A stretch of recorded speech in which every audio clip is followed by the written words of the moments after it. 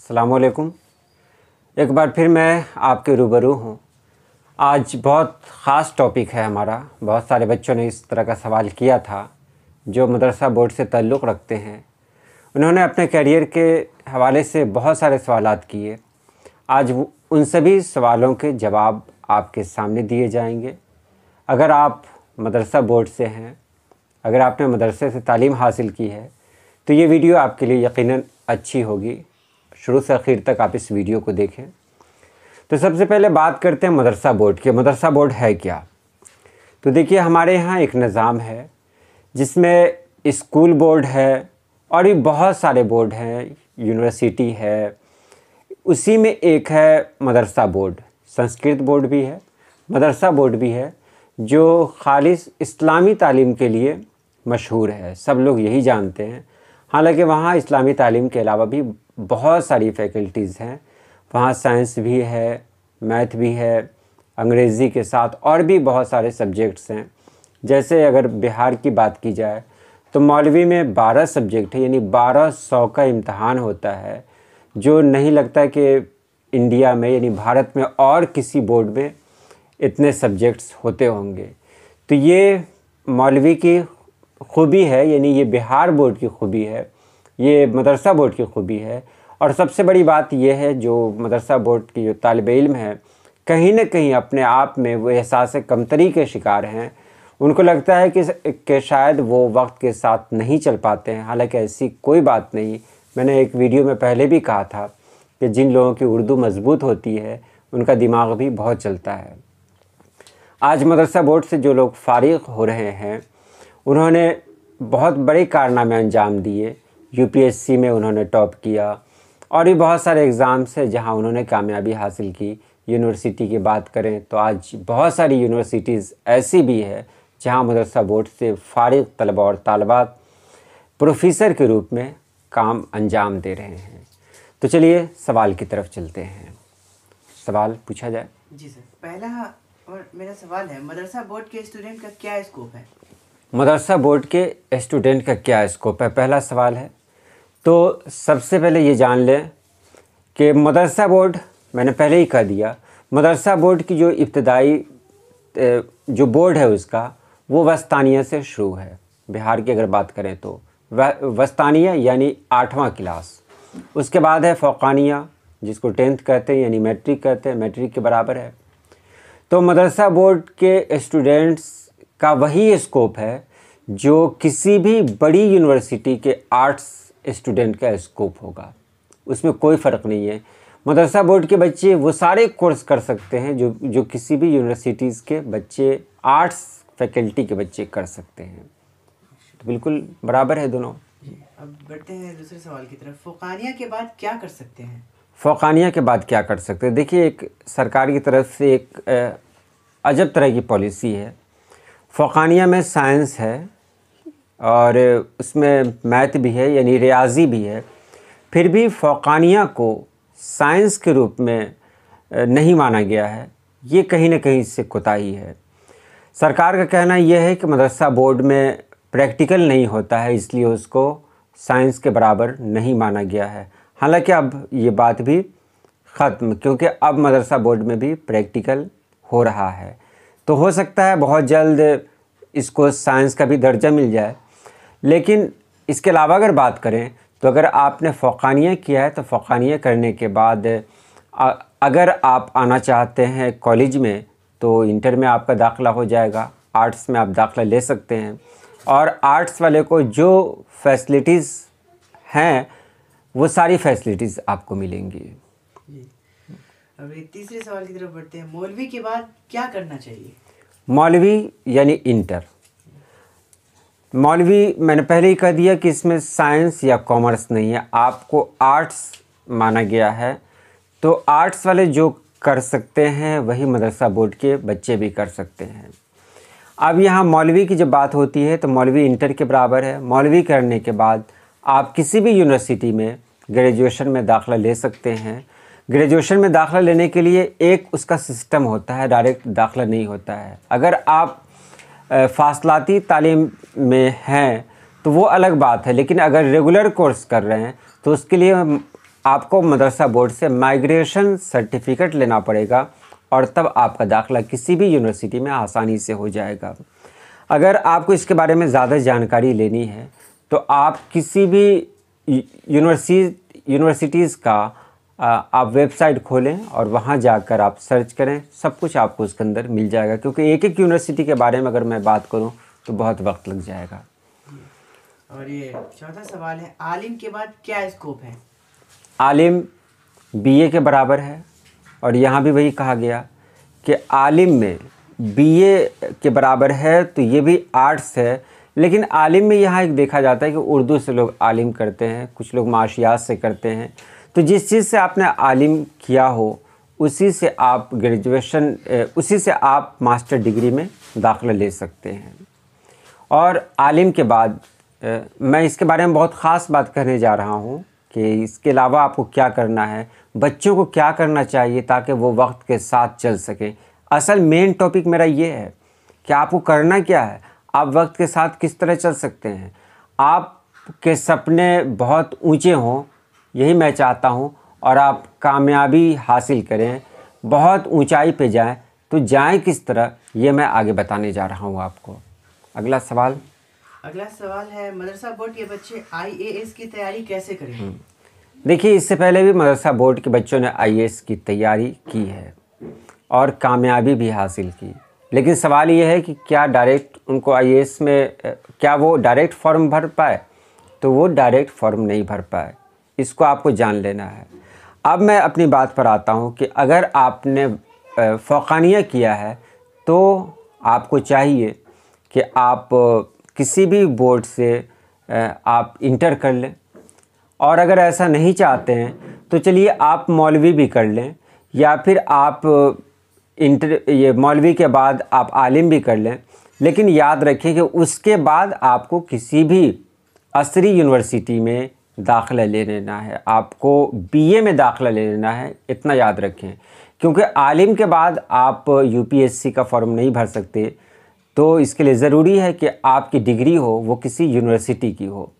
तो अगर आपने आलिम किया है तो आप किसी यूनिवर्सिटी में दाखिला ले लें, और यूनिवर्सिटी में जब आप दाखिला लेंगे तो फिर वहाँ से आप डिग्री ले सकते हैं। मौलवी से भी आप डायरेक्ट बीए में दाखिला ले सकते हैं। तो अच्छा तो यही होगा कि अगर आप मौलवी करते हैं तो मौलवी से आप बीए में दाखिला ले लें, और अगर आपने आलिम किया तो फिर एमए में दाखिला ले लें। लेकिन आलिम के बाद जब आप एमए में दाखिला लेंगे तो आपके पास स्कोप बचेगा यूजीसी नेट का, तो यूजीसी नेट में आप जा सकते हैं।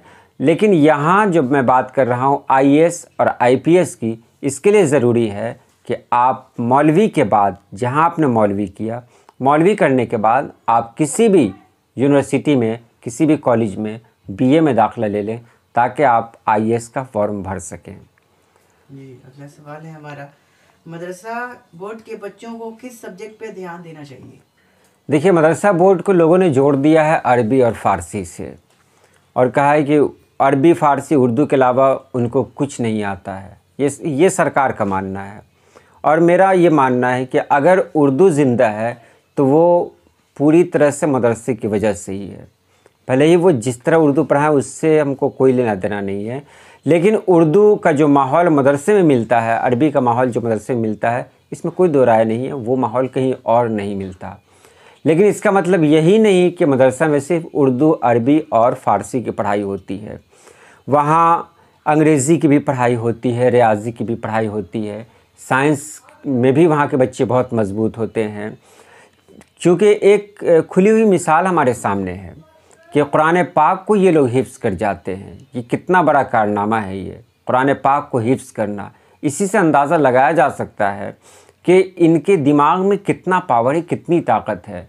ये अल्लाह पाक की मेहरबानी भी है, उन लोग पर ख़ास मेहरबानी है कि अल्लाह पाक ने उनको बहुत अच्छी याददाश्त दी है कि वो बड़ी बड़ी किताबों को आसानी के साथ याद कर जाते हैं। और उसी को अगर ये लोग कंपटीशन में इस्तेमाल करने लगें तो यहाँ भी उनके लिए बहुत आसानी होगी। यहाँ भी वो बड़ी बड़ी किताबों को, बड़े बड़े सवालात को न सिर्फ याद कर लेंगे, बल्कि वहाँ जिस तरह मंतिक, फ़लसफ़ा की पढ़ाई होती है, तो यहाँ भी वो बहुत कामयाब होंगे और इसका फ़ायदा उनको कंपटीशन में मिलेगा। जी, अब बढ़ते हैं अगले सवाल की तरफ। मदरसा बोर्ड के बच्चे टीचर बनने के लिए क्या करें? देखिए, जब ये आईएएस बन सकते हैं तो फिर टीचर बनना तो कोई बड़ी बात नहीं है, लेकिन टीचर भी बनना चाहिए। टीचर में यही नहीं कि आप सिर्फ स्कूल में ही रहें। टीचर का मतलब है कि आप प्राइमरी से लेकर यूनिवर्सिटीज़ तक जाएं। तो अगर आप फ़ौक़ानिया किए हैं तो टीचर में कहीं आपको दाखिला लेने की ज़रूरत नहीं है। आपको इंटर होना है। इंटर के बाद किसी भी ट्रेनिंग कॉलेज में आपको दाखिला ले लेना है, डीएलएड में, डिप्लोमा इन एलिमेंट्री एजुकेशन। और जब डीएलएड में आप दाखिला ले लेंगे फिर आप टीचर बनने के लायक हो जाएंगे। और फिर इस बीच टीईटी का, सीटीईटी का, इस तरह का इम्तहान होता रहता है। आप उसमें बैठें और उर्दू का अपना मज़मून ले लें, उसमें पास कर जाएं, फिर आप आसानी के साथ टीचर बन जाएंगे। लेकिन इसके लिए अब ये शर्त लगा दी गई है कि आपको डिप्लोमा या फिर बैचलर डिग्री ज़रूरी है टीचर बनने के लिए।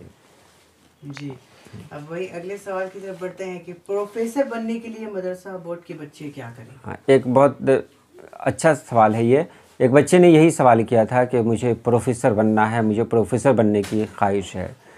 तो अच्छी बात है, ये भी तो टीचर ही हैं, ये हाई क्लास के टीचर हैं, यूनिवर्सिटी कॉलेज के प्रोफेसर हैं। तो अगर आप प्रोफेसर बनना चाहते हैं तो एक बार मैं फिर बता दूं आपको कि आपको मौलवी के बाद आपको किसी कॉलेज में दाखिला ले लेना है बीए में। मौलवी के बाद आपको किसी कॉलेज में दाखिला ले लेना है बीए में। उर्दू से ही आप ऑनर्स करें, कोई बात नहीं है। और बीए जब आप कर लें तो फिर बीए के बाद आप एमए करें, या फिर अगर आप आलिम हैं तो फिर आपको बीए करने की भी ज़रूरत नहीं है। तो आलिम से डायरेक्ट आप एमए में दाखिला ले लें और फिर एमए के सर्टिफिकेट पर आप आसानी के साथ वहाँ फॉर्म अप्लाई कर सकते हैं। नेट का, नेशनल एलिजिबिलिटी टेस्ट, वहाँ वो हर साल 2 बार उसका इम्तहान होता है। आप उसमें शामिल हों, उसमें अगर पास कर जाएंगे तो आप अहल हो जाएंगे, यानी लायक हो जाएंगे प्रोफेसर बनने के। इस बीच अगर आप पीएचडी करना है तो पीएचडी भी कर लें, ये बहुत बड़ी बात तो है नहीं आजकल के दौर में। साथ ही साथ आप तैयारी करते रहें। उसके बाद सिर्फ एक ही मरहला आता है, वो होता है इंटरव्यू का, क्योंकि आप नेट पास कर चुके हैं, आपने वो इम्तहान दे दिया है जो प्रोफेसर बनने के लिए होता है। तो जहाँ भी वैकेंसी निकली वहाँ आप अप्लाई करें और इंटरव्यू की तैयारी करें। आप इंटरव्यू में जाएं और फिर सवालों के जवाब दें, कामयाब हों। जी, अगला सवाल। अगले सवाल की तरफ बढ़ते हैं। फाजिल के बाद क्या स्कोप है? फ़ाज़िल के बाद क्या स्कोप है? तो फ़ाज़िल के बाद क्या करना है, तो ये एक अच्छा सवाल है कि फ़ाज़िल के बाद तो कुछ बचता ही नहीं है। लोग क्या करते हैं, डबल फ़ाज़िल करते हैं। तो मेरा यही कहना होगा कि अगर आपने फ़ाज़िल किया है तो फिर आप एक बार एमए कर लें। देखिए, एमए एक ही सब्जेक्ट से नहीं होता है। अगर आपने उर्दू से फ़ाज़िल किया हो तो फिर ये फ़ारसी से एमए कर लें। फ़ारसी से अगर आपने फ़ाज़िल किया है या फिर अरबी से, तो फिर यहाँ उर्दू है एक सब्जेक्ट, उससे आप एमए कर लें। ये इससे फ़ायदा ये होगा कि आपके पास 2 डिग्री होगी और आप कहीं भी अप्लाई करने के लायक हो जाएंगे यूजीसी नेट में। जी, अगले सवाल की तरफ बढ़ते हैं और आखिरी सवाल है, मदरसा बोर्ड के बच्चे डॉक्टर या इंजीनियर बन सकते हैं या नहीं? मदरसा बोर्ड के बच्चे डॉक्टर या इंजीनियर बन सकते हैं या नहीं बन सकते, इसके बारे में मैंने पहले कह दिया कि अभी तक जो सरकार का रूल है उसमें इनको साइंस के लायक नहीं माना गया है। तो अभी तक ये डॉक्टर या इंजीनियर नहीं बन सकते हैं, क्योंकि उनका कहना यह है कि इनके पास लेबोरेटरी नहीं है। क्योंकि तो इनकी क्या कहते हैं, ये लोग लेबोरेटरी में नहीं जाते हैं, कोई प्रैक्टिकल नहीं हो पाता है इनका, इसलिए इनको साइंस में नहीं माना गया। क्योंकि साइंस की रीढ़ है प्रैक्टिकल, तो जब प्रैक्टिकल ही नहीं है तो फिर इनको कैसे साइंस में माना जाए। तो ये डॉक्टर या इंजीनियर नहीं बन सकते हैं। लेकिन याद रखें, डॉक्टर और इंजीनियर ही सब कुछ नहीं है। आप अच्छे पोस्ट पे जा सकते हैं। आप बिहार में ही देखें, बीपीएससी आप फाइट करें, निकाल लें बीपीएससी, फिर आप बीडीओ बन सकते हैं, डीएसपी बन सकते हैं, सीओ बन सकते हैं, बहुत अच्छा कर सकते हैं आप। तो ये सवालात आपके ख़त्म हो गए। कुछ बातें आप लोगों से कि अगर आप मदरसा बोर्ड से तालीम हासिल कर रहे हैं तो आपके अंदर एक हौसला होना चाहिए कि आप एक ऐसे इदारे में तालीम हासिल कर रहे हैं जहाँ मंतिक और फ़लसफ़े की तालीम दी जाती है। आपके अंदर वो ताकत है कि आप दिन को रात बनाने का हुनर जानते हैं। मतलब आप बहस करें तो आपको पता है कि मंतिक में आपको जो क्या पढ़ाया जाता है। तो आपके अंदर वो सारी खूबियाँ हैं जो औरों में नहीं हैं। आपका दिमाग एक आम बच्चे से कहीं ज़्यादा चलता है और आप उसी माहौल में रहते हैं, उसी माहौल में जीते हैं। तो ये कंपटीशन आपके लिए बहुत आसान है। अगर आपने फ़ौक़ानिया किया है तो चलिए मौलवी कर लें। मौलवी अगर कर लिया तो फिर आप बीए में दाखिला ले लें। देखिए, मैं ये नहीं कहता कि आप मदरसे को छोड़ दें, लेकिन बीए में कहीं आप दाखिला ले लें। फ़ासलाती तालीम आजकल चल रहा है, फ़ासलाती निज़ाम। मौलाना आज़ाद से आप कर सकते हैं बीए, डिस्टेंस से वो कर लें और जहाँ आप तालीम हासिल कर रहे हैं वहाँ आप तालीम हासिल करें, उससे कोई ये नहीं है। क्योंकि ये बात तो सही है, इसमें दो राय नहीं है कि जो पढ़ाई होती है, जो भी मदरसे बोर्ड की पढ़ाई होती है वो प्राइवेट मदरसे बोर्ड में होती है। चाहे वो नदवा हो, चाहे वो अलजामियतुल अशरफिया हो, चाहे कोई भी हो। इसमें कुछ ही मदरसे ऐसे हैं जो सरकारी हैं, बाकी मदरसे प्राइवेट हैं और प्राइवेट मदरसे की जो तालीम होती है वो बहुत बेहतर होती है। और जो बच्चे निकलते हैं वो प्राइवेट मदरसे के बच्चे ज़्यादा निकलते हैं, वो ज़्यादा कामयाब होते हैं, जो मैंने देखा अपनी लाइफ में। अब सरकारी मदरसे में कुछ ही हैं ऐसे जहाँ के सरकारी मदरसे के बच्चे अच्छे हैं, तो वहाँ के बच्चे जब निकलते हैं तो खैर उनके बारे में तो नहीं कहा, वो लोग भी ऐसा कर सकते हैं कि आप डिस्टेंस से आप बीए कर लें। ये आपके लिए बहुत ज़रूरी है। आप जो मदरसे में कर रहे हैं वो करें और आप कंपटीशन की तैयारी में लग जाएं। आप सब्जेक्ट को देखें, मज़मून को देखें। मज़मून को देखने के बाद अभी से अपना इरादा बना लें कि आपको कुछ न कुछ करना है, कुछ ख़ास करना है और आप ऐसा कर सकते हैं, बिल्कुल कर सकते हैं। आपके अंदर वो जज्बा है, वो ताकत है। सबसे बड़ी बात यह है कि अल्लाह पाक आपके साथ है, हम सभी के साथ है, लेकिन आप मेहमान रसूल हैं तो आप और बेहतर कर सकते हैं। तो मैं यही कहूँगा कि आपको कहीं भी घबराने की ज़रूरत नहीं है। आपका दाखिला अलीगढ़ मुस्लिम यूनिवर्सिटी में हो सकता है, आपका दाखिला जामिया मिल्लिया इस्लामिया में हो सकता है, आपका दाखिला JNU में हो सकता है, बनारस हिंदू यूनिवर्सिटी में हो सकता है। आप कहीं भी दाखिला ले सकते हैं, इसमें आप सब के बराबर हैं, कहीं से आप कम नहीं हैं। इतना याद रख लें।